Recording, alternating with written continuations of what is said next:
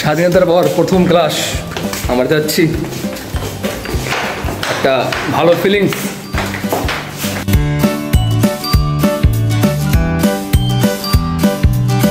আজ থেকে আবার সেই প্যারাময় লাইফ শুরু, আবার 9টা থেকে 5টা পর্যন্ত ক্লাস, আবার সেই দৌড়াদৌড়ি, আবার সেই প্র্যাকটিক্যাল লেখা, আবার এই কষ্টের লাইফ।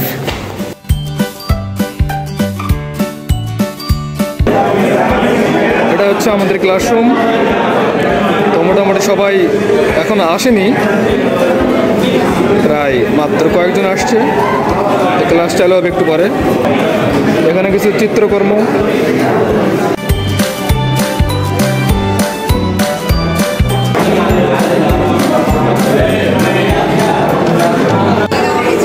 অনেক পুরনো বন্ধু বান্ধব এখনো আসেনি, বিশেষ করে আমার একটা ফ্রেন্ড তানভীর। তো আমি সবাইকে মিস করতেছি। তো ক্লাস শেষ আমাদের, অনেকদিন পরে ক্লাস করলাম, মাথা একদম গিজ গিজ করতেছে। তো আর কিছু বলবো না, স্বাধীন দেশের প্রথম ক্লাস।